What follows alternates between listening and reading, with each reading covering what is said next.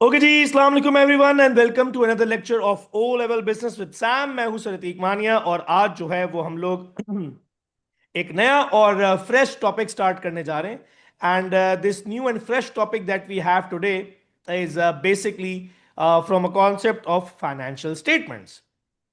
अच्छा जी, हम लोगों के पास ओ लेवल बिजनेस के अंदर तीन किस्म की फाइनेंशियल स्टेटमेंट्स हैं। ठीक है, हम लोगों के पास ओ लेवल बिजनेस के अंदर तीन किस्म की फाइनेंशियल स्टेटमेंट्स हैं। एक है इनकम स्टेटमेंट, दूसरा है बैलेंस शीट, तीसरा है कैश फ्लो स्टेटमेंट।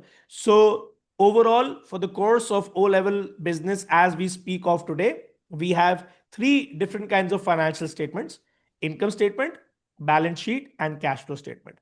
आज की क्लास में हम लोग जो है वो प्रॉफिट एंड लॉस यानी इनकम स्टेटमेंट करेंगे, और आने वाली क्लास में इंशाल्लाह नेक्स्ट क्लास में we will be doing balance sheet, and then in the next class after that we will be doing cash flow statement इंशाल्लाह। Okay, so the question is कि ये इनकम स्टेटमेंट क्या है। Income statement जो है it is also called as P&L, profit and loss statement.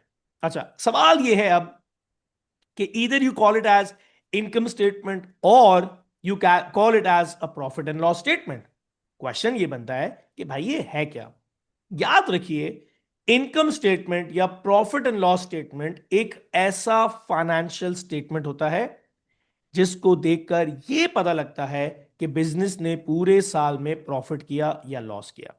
I repeat, किसी भी business को अगर यह देखना हो कि पूरे साल के अंदर, in the entire year, business ने प्रॉफिट किया या लॉस किया, अगर ये चीज देखनी हो तो उसको देखने के लिए एक बिजनेस को अपनी इनकम स्टेटमेंट या फिर प्रॉफिट एंड लॉस स्टेटमेंट को देखना पड़ता है। अच्छा, ट्रेडिशनली अगर मैं आपसे पूछूं, अगर आप किसी ऐसे इंसान से मिलते हैं जिसने कभी बिजनेस पढ़ा नहीं है, वो पढ़ा लिखा नहीं है, उससे अगर आप पूछो कि यार बिजनेस को अगर प्रॉफिट निकालना है तो कोई भी बिजनेस अपना प्रॉफिट कैसे निकालता है, तो किसी भी बिजनेस के लिए प्रॉफिट निकालने का बड़ा सिंपल सा तरीका है। स्टेप वन, बिजनेस के पास कितना पैसा आया टोटल कर लो। स्टेप टू, बिजनेस ने कितना खर्चा किया था माइनस कर दो, जो अमाउंट बची वो बिजनेस का प्रॉफिट है। अगर मैं आपसे कहता हूं आज मेरा एक टी शर्ट बेचने का बिजनेस है, and then as of today I want to find out कि मेरे बिजनेस ने इस टी शर्ट बेचने के धंधे में प्रॉफिट किया या लॉस किया, कैसे पता लगेगा? तो बड़ा सिंपल सा तरीका है। अगर मुझे यह देखना है कि मेरे बिजनेस ने प्रॉफिट किया या लॉस किया इस टी शर्ट के बिजनेस के अंदर, तो बड़ा सिंपल सा तरीका है। सबसे पहले मैं ये कैलकुलेट करूंगा कि मेरे बिजनेस के पास टोटल पैसे आए कितने थे टी शर्ट्स बेचकर, राइट। उसके बाद टी शर्ट बेचने में मैंने कितने पैसे खर्च किए थे, वो मेरी कॉस्ट है। कॉस्ट माइनस कर दो, जो अमाउंट बच गई वो मेरा प्रॉफिट है। अगर अमाउंट पॉजिटिव बच रही है तो प्रॉफिट है, नेगेटिव बच रही है तो लॉस है। तो यही तरीका होता है हमारे पास प्रॉफिट एंड लॉस निकालने का। बिजनेस ने कितना पैसा कमाया माइनस बिजनेस ने कितना पैसा खर्च किया। बिजनेस ने कितना पैसा कमाया माइनस बिजनेस ने कितना पैसा खर्च किया। आप दोनों के अंदर जो है वो डिफरेंस निकाल लो। अगर डिफरेंस पॉजिटिव बचता है तो प्रॉफिट है, डिफरेंस नेगेटिव बचता है तो लॉस है। इसी को अब हम जो है वो इलैबोरेट करने जा रहे हैं फर्दर। अब बिजनेस ने कितना पैसा कमाया कैसे पता लगेगा? मैंने आपको बोला मेरा टी शर्ट बेचने का बिजनेस है और मुझे प्रॉफिट निकालना है। तो प्रॉफिट निकालने के लिए पहला काम मुझे क्या करना है? सबसे पहले I need to find out कि मेरे बिजनेस ने पहले कितना पैसा कमाया। अब कितना पैसा कमाया ये कैसे पता लगेगा? तो एट फर्स्ट बिजनेस ने कितना पैसा कमाया ये कैलकुलेट करने के लिए सबसे पहले बनता है रेवेन्यू। कैलकुलेट करने के लिए सबसे पहले क्या बनता है? रेवेन्यू। रेवेन्यू क्या है? रेवेन्यू का मतलब है it is the total amount of money earned bye a business. Revenue का मतलब है the total amount of money earned bye a business. अब कैसे पता लगेगा बिजनेस ने कितना पैसा कमाया? तो बड़ा सिंपल सा फॉर्मूला है। रेवेन्यू निकालने का एक फॉर्मूला है। रेवेन्यू निकालने का फॉर्मूला है selling price per unit multiplied by quantity sold. Selling price per unit multiplied by quantity sold. मतलब अगर मैं अपनी टी शर्ट के बिजनेस का रेवेन्यू निकालना चाहता हूं तो क्या करूं? सबसे पहले मैं ये देखूंगा कि मैंने कितने टी शर्ट बेचे। लेट से मैं आपसे कहता हूं मैंने 10 टी शर्ट बेचे। कितने टी शर्ट बेचे? 10 टी शर्ट बेचे। क्वांटिटी सोल्ड, कितने का एक टी शर्ट बेचा? लेट से एक टी शर्ट 10 रुपए में बेचा। सो 10 रुपए का एक टी शर्ट बेचा, सेलिंग प्राइस पर यूनिट। कितने टी शर्ट बेचे? 10, तो 10 इंटू 10, 100 रुपीज। यानी मेरा जो टोटल बिजनेस था, मैंने इसमें 100 रुपए कमाए। मेरा जो टोटल बिजनेस था, मैंने इसमें 100 रुपए कमाए। भाई 100 रुपए कैसे कमाए? 10 रुपए का एक टी शर्ट बेचा, selling price per unit, multiplied by कितने टी शर्ट बेचे? 10, तो 10 इंटू 10, 100। तो किसी भी बिजनेस को अगर यह देखना हो कि उसने टोटल कितना पैसा कमाया, किसी भी बिजनेस को अगर यह देखना हो कि उसने टोटल कितना पैसा कमाया, तो बड़ा सिंपल सा फॉर्मूला है, selling price per unit multiplied by quantity sold कर दो, सिंपल सा आंसर आपके पास आ जाएगा। अच्छा जी, अब द क्वेश्चन इज, अगर मेरा ये टी शर्ट का बिजनेस है, क्या मैं ये 100 रुपए घर ले जा सकता हूं? बिल्कुल भी नहीं। मैं ये 100 रुपए घर नहीं ले जा सकता, क्योंकि ये तो वो पैसे हैं जो टी शर्ट बेचकर आए हैं। ये वो पैसे हैं जो टी शर्ट बेचकर आए हैं। अभी तो मुझे कॉस्ट माइनस करनी है। कॉस्ट माइनस करने के बाद जो पैसा बचेगा वो मेरा प्रॉफिट है। अब step by step cost minus होगी। सबसे पहले जो स्टेप बाय स्टेप में, स्टेप 1 पे जो कॉस्ट माइनस होती है, वो होती है सीओजीएस। क्या माइनस होती है? सीओजीएस।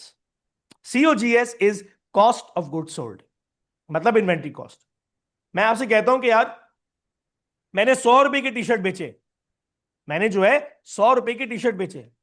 अब अगर मैंने टी शर्ट बेचे तो बनाए भी होंगे, बनाए हैं तो रॉ मटेरियल भी इस्तेमाल हुआ होगा, धागा, कॉटन, कपड़ा, बटन, ये सब चीजें लगी होंगी, नहीं लगी होंगी टी शर्ट के अंदर? लगी होंगी।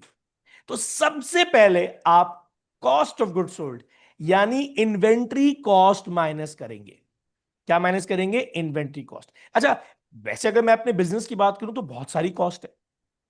सैलरीज हैं, वेजेस हैं, डेप्रिसिएशन है, और रेंट है, पता नहीं कितनी कितनी किस्म की कॉस्ट है। मैंने सारी कॉस्ट माइनस नहीं करी है। एट फर्स्ट मैंने अभी सिर्फ और सिर्फ इन्वेंट्री कॉस्ट माइनस की है, which is cost of good sold. तो 100 रुपए में से लेट से मेरी इन्वेंट्री कॉस्ट, धागा, कॉटन, कपड़ा की कॉस्ट वॉज 20 रुपीज। तो 100 रुपए में से मैंने 20 रुपीज माइनस कर दिया। 80 रुपीज क्या है? मेरा ग्रॉस प्रॉफिट है। 80 रुपीज क्या है? मेरा ग्रॉस प्रॉफिट है। अब एक क्वेश्चन, क्या मैं इस ग्रॉस प्रॉफिट को अपना कंपनी का प्रॉफिट कह सकता हूं? हाँ या ना? क्या मैं इस ग्रॉस प्रॉफिट को कंपनी का प्रॉफिट कह सकता हूं? हाँ या ना? तो याद रखो, मैं इस ग्रॉस प्रॉफिट को अपनी कंपनी का प्रॉफिट नहीं कह सकता। मैं इस ग्रॉस प्रॉफिट को अपनी कंपनी का प्रॉफिट नहीं कह सकता।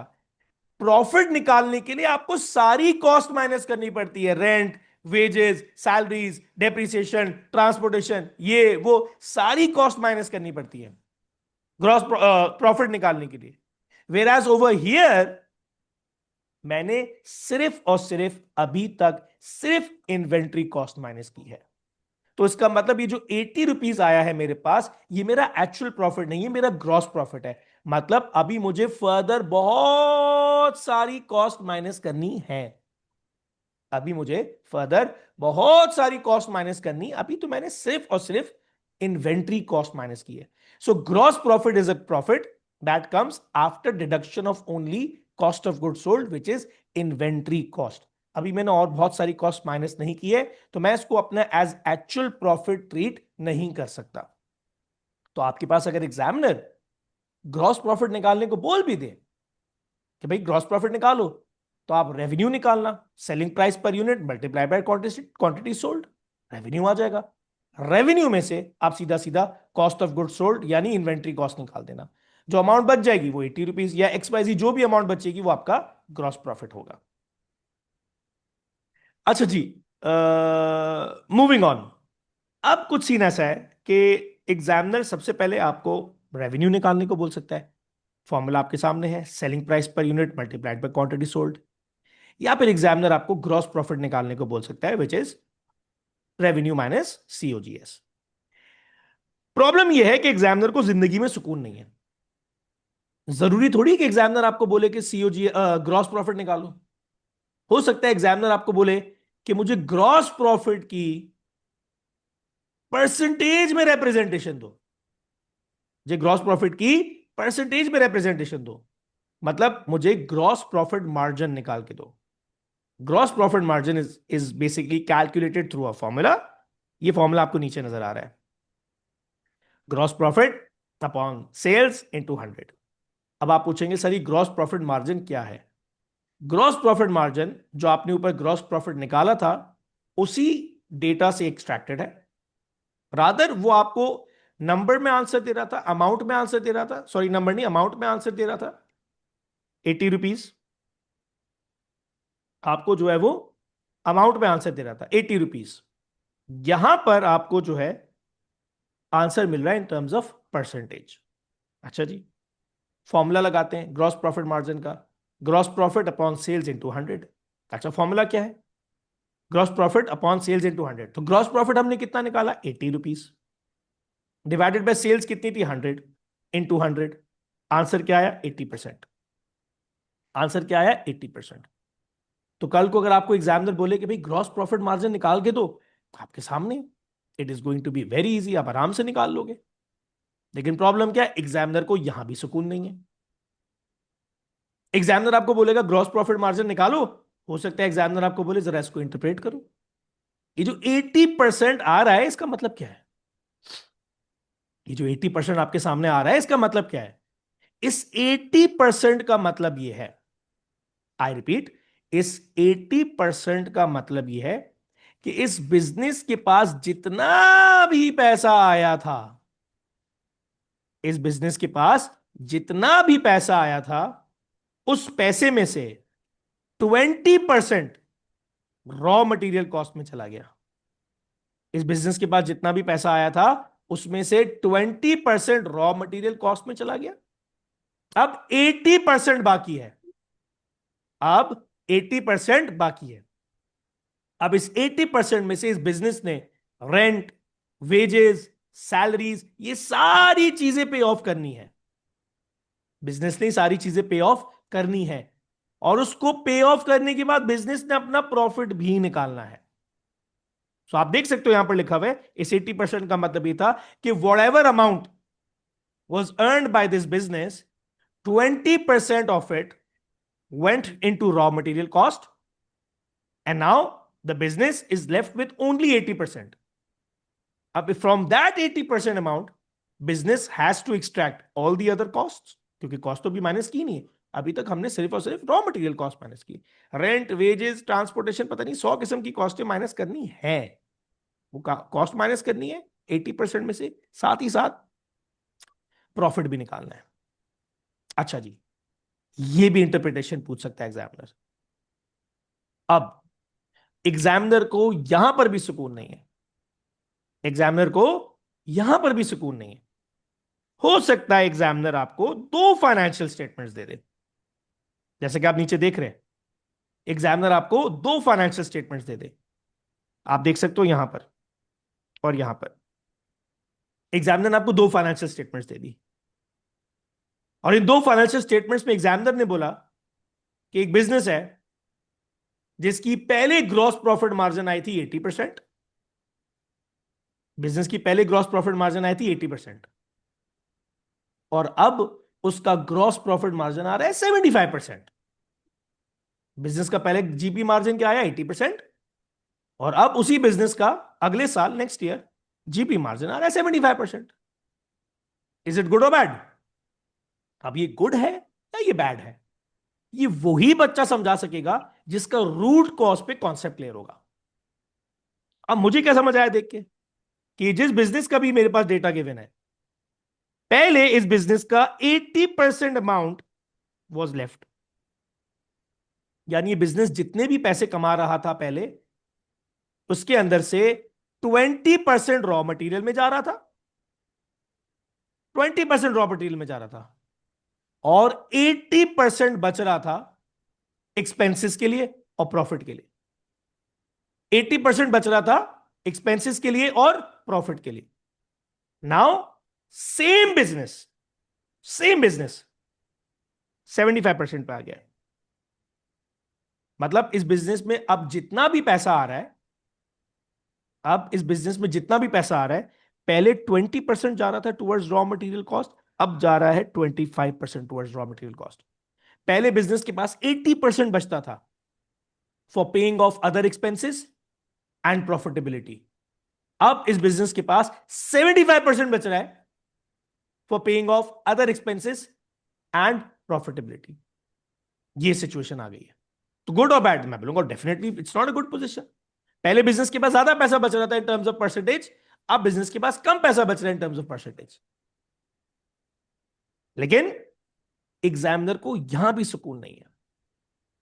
अब एग्जामिनर बोलेगा रीजन बताओ, एग्जामिनर बोलेगा रीजन बताओ, क्यों ऐसा हुआ कि ये मार्जिन डिस्टर्ब हुआ है, क्यों ऐसा हो रहा है, क्यों ऐसा हो रहा है कि एग्जामिनर ने जो है वो जो बिजनेस जो है उसके बाद कम पैसा बच रहा है। आप बोलोगे बड़ा सिंपल सी बात है। पहला रीजन क्या है? Reason number one, more money is going towards the raw materials. ये मार्जिन जो डिस्टर्ब हुआ है, क्यों डिस्टर्ब हुआ है? I am being left with less amount of money, क्यों कम पैसे बच रहे हैं? तो भाई इसीलिए तो पैसा कम बच रहा है क्योंकि अब सप्लायर की तरफ ज्यादा पैसे जा रहे हैं। मे बी मेरी रॉ मटेरियल कॉस्ट बढ़ गई हो, सप्लायर ने पैसे बढ़ा दिए, सप्लायर ने पैसे बढ़ा दिए। तो जब सप्लायर के पास ज्यादा पैसे जा रहे हैं तो ऑब्वियस सी बात है सप्लायर का बर्डन मेरी कंपनी में बढ़ गया। मैं ये 100 रुपए की टी शर्ट खरीदता था, सॉरी चलो और सिंपल कर देता हूं, मैं 10 रुपए की टी शर्ट खरीदता था और 100 रुपए में बेचता था। तो कोई मुझसे पूछा आपका जीपी मार्जिन क्या है, मैं बोलूंगा जीपी मार्जिन का मतलब सप्लायर को कितने पैसे गए, रॉ मटेरियल देने वाले को 10 रुपए गए, बेचा कितने में, 100 रुपए में। तो 10% बर्डन है मेरे प्रोडक्ट के ऊपर सप्लायर के पैसों का। अब सप्लायर ने बोला नहीं यार मैं आपको टी शर्ट दूंगा 10 की जगह 20 रुपए में, तो मुझे 10-20 रुपए में मिली टी शर्ट, मैं बेच वही 100 रुपए में रहा हूं। तो पहले सप्लायर का बर्डन कितना था, 10%, अब सप्लायर का बर्डन कितना हो गया, 20%। तो एग्जामिनर आपसे पूछता है कि why is it that this margin is reducing, ये मार्जिन क्यों गिर रहा है? आप बोलोगे एक वजह ये है गिरने की, बिकॉज रॉ मटेरियल की तरफ ज्यादा पैसे जा रहे हैं, मे बी सप्लायर ने पैसे बढ़ा दिए, नंबर वन। नंबर टू, जरूरी तो नहीं कि सप्लायर ने पैसे बढ़ाए हो, ऐसा भी तो हो सकता है कि बिजनेसमैन को थ्रेट हो कि यार किसी ने आके बोला यार तुमने अभी तक टी शर्ट बेचे ही नहीं, ये तो डिजाइन चेंज होने वाला है, अगले महीने तो टी शर्ट कोई खरीदेगा ही नहीं, गर्मी आने वाली है। अब मैंने बोला यार मुझे तो समझ ही नहीं आया, ये तो अगले महीने टी शर्ट बिकेगा ही नहीं, बेचो। तो मुझे किसी ने बोला भाई अब आप 100 रुपए में बेचोगे तो बिकेगा ही नहीं, प्राइस गिरा दो। कितने की खरीदी है, मैं बोलूंगा 10 रुपए की। उसने बोला 10 रुपए में बेच दो। कितने में खरीदी है, 10 रुपए में। कितने में बेच दो, 10 रुपए में बेच दो। अब आज अगर आप मेरा ये 10 रुपए में खरीद के 10 रुपए में बेच दिया, इसका जीपी मार्जिन निकालो, 100% आ गया। यानी जितना पैसा आया सारा रॉ मटेरियल में लग गया। तो क्यों ये मार्जिन डिस्टर्ब हो गया, इसलिए डिस्टर्ब हो गया क्योंकि मैंने प्राइस गिरा दी। पहले मेरा 10 रुपए का लेके 100 रुपए में बेचा था, तो सप्लायर की अमाउंट का 10% बर्डन था। आज 10 रुपए में खरीद के 10 रुपए में बेच दिया तो सप्लायर का बर्डन 100% हो गया। नहीं, जितना पैसा आया सारा ही सप्लायर के पास चला गया। इससे पहले आप क्या देख रहे थे, 80%, 75%। जितना पैसा आ रहा है सप्लायर के पास 20% जा रहा है, 25% जा रहा है। अब 100% पैसा चला गया सप्लायर के पास। तो एग्जामिनर बोलेगा भाई क्यों ये ग्रॉस प्रॉफिट मार्जिन डिस्टर्ब हुआ? तो आप बोल सकते हो एक, सप्लायर ने पैसे बढ़ा दिए। दूसरा हो सकता है सप्लायर ने पैसे ना बढ़ाए हो, से जो बिजनेसमैन है उसने सस्ता कर दिया हो ताकि प्रोडक्ट से उसको जान छुड़ानी हो। कह रहे हैं ज्यादा पैसे सप्लायर की तरफ जा रहे हैं, जाने दो, कम से कम प्रोडक्ट तो बिक गया, जान तो छूट गई। तो ये दो रीजन है हमारे पास ग्रॉस प्रॉफिट मार्जिन चेंज होने के, बढ़ने का भी और गिरने का भी। तो अभी तक हमने क्या देखा? अभी तक हमने सबसे पहले देखा कि भाई रेवेन्यू क्या है। रेवेन्यू का मतलब जो वो टोटल पैसे जो बिजनेस के पास आए। फिर हमने देखा ग्रॉस प्रॉफिट क्या है। ग्रॉस प्रॉफिट का मतलब होता है वो टोटल पैसे जो बिजनेस के पास रॉ मटेरियल कॉस्ट माइनस करने के बाद बच गए, रॉ मटेरियल कॉस्ट माइनस करने के बाद जो टोटल पैसे बच गए।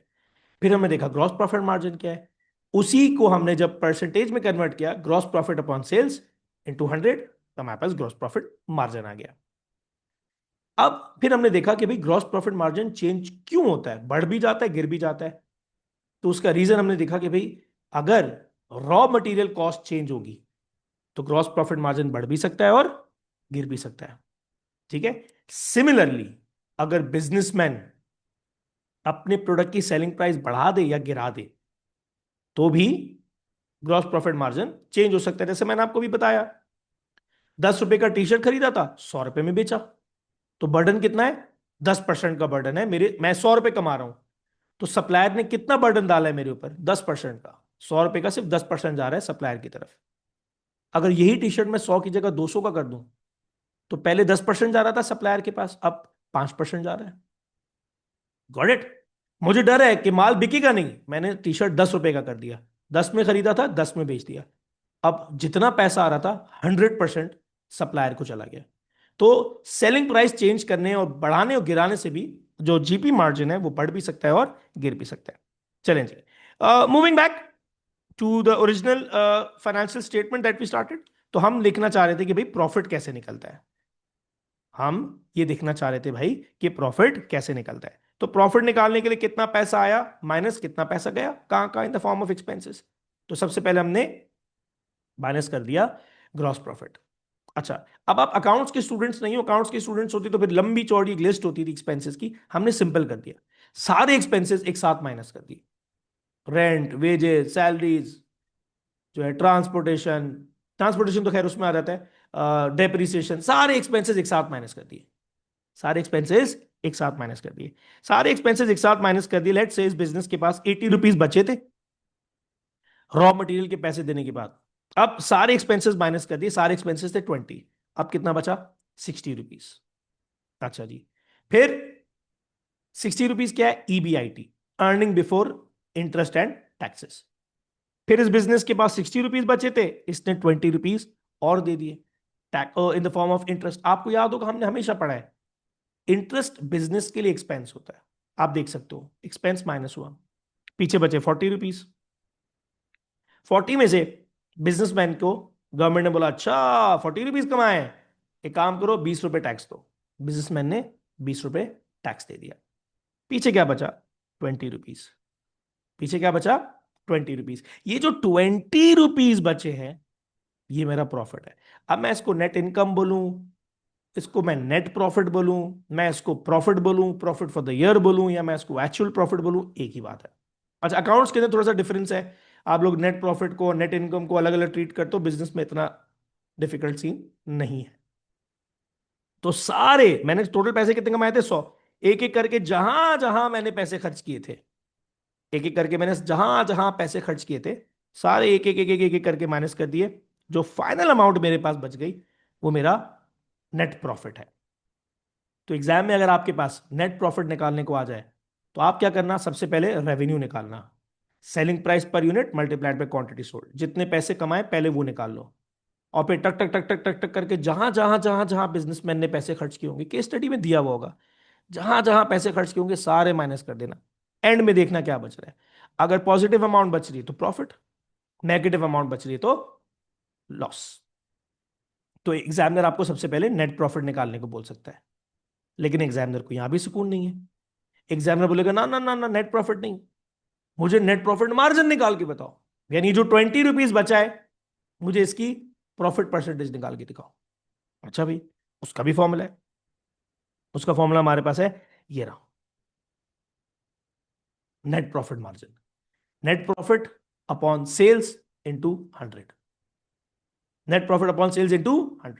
अब कितना प्रॉफिट था, 20 रुपीज, सेल्स कितनी थी, 100, मल्टीप्लाई बाय 100, तो मेरे पास प्रॉफिट परसेंटेज क्या आया, 20%। प्रॉफिट परसेंटेज क्या है, 20%। एग्जामिनर को यहां भी सुकून नहीं है, एग्जामिनर बोलेगा जरा बताओ इस 20% का मतलब क्या है।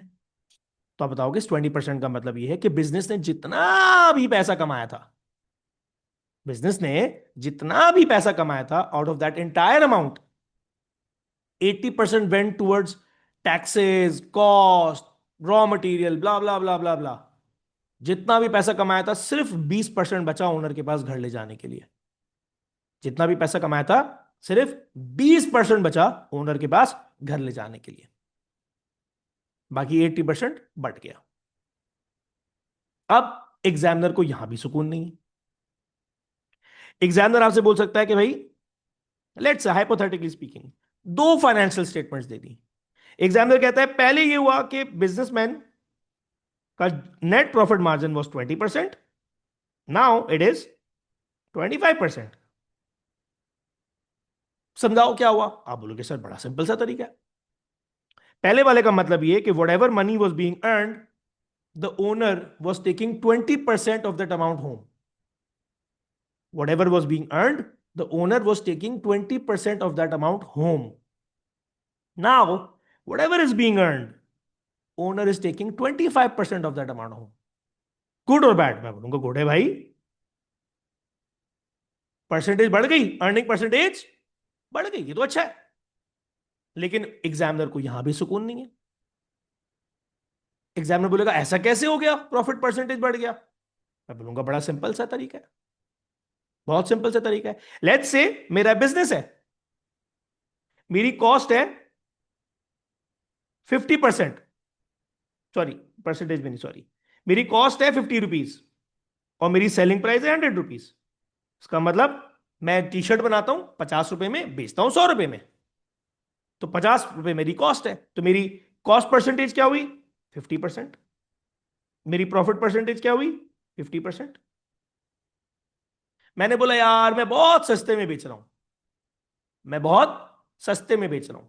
मैंने क्या किया, 100 रुपए की टी शर्ट को 200 रुपए का कर दिया। 100 रुपए की टी शर्ट को 200 रुपए का कर दिया। अब 200 रुपए की टी शर्ट बेच रहा हूं, कॉस्ट कितनी है? 50 रुपए। पहले 50% प्रॉफिट था, अब बढ़ जाएगा, अब मेरा प्रॉफिट बढ़ जाएगा। फॉर्मूला लगाता हूं, नेट प्रॉफिट मार्जिन का क्या था? 50 upon net profit upon sales into 100, 50 upon 200 into 100।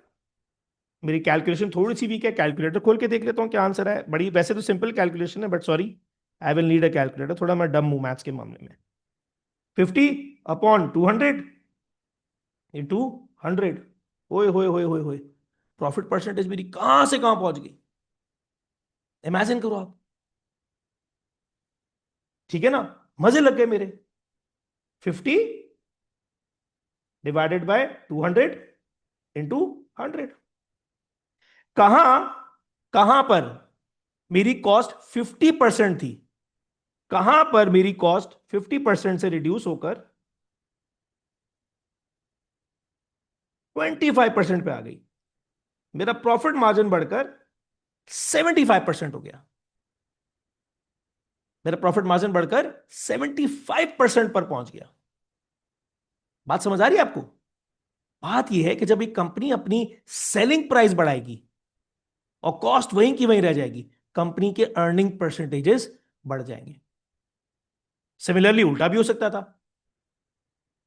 मैंने 50 रुपए की टी शर्ट बनाई और 50 में बेच दी, सेलिंग प्राइस गिरा दी, तो 100% कॉस्ट परसेंटेज है, प्रॉफिट परसेंटेज कुछ भी नहीं है। तो एक रीजन प्रॉफिट परसेंटेज चेंज होने का क्या हो सकता है, कॉस्ट सेलिंग प्राइस चेंज हो जाए। दूसरा परसेंटेज रीजन क्या हो सकता है, कॉस्ट चेंज हो गई, इन्फ्लेशन आ गई। 100 रुपए की टी शर्ट बेच रहा था, 50 की बना रहा था, 50% कॉस्ट 50% प्रॉफिट। अब क्या हुआ, कॉस्ट बढ़ के 100 रुपए हो गई, तो अब जितने की बना रहा हूं उतने की बेच रहा हूं, सारा का सारा पैसा कॉस्ट में चला गया, सारा का सारा पैसा कॉस्ट में चला गया। 100% कॉस्ट, 0% प्रॉफिट। समझ आ रही मेरी बात? ये भी हो सकता है मैंने अपनी कंपनी की एफिशिएंसी बढ़ा ली, पहले 50 रुपए कॉस्ट थी, अब 25 रुपए कॉस्ट है। 50 रुपए कॉस्ट थी, अब 25 रुपए कॉस्ट है, वहां पर भी मेरी प्रॉफिट परसेंटेज चेंज हो जाएगी कॉस्ट गिरने से।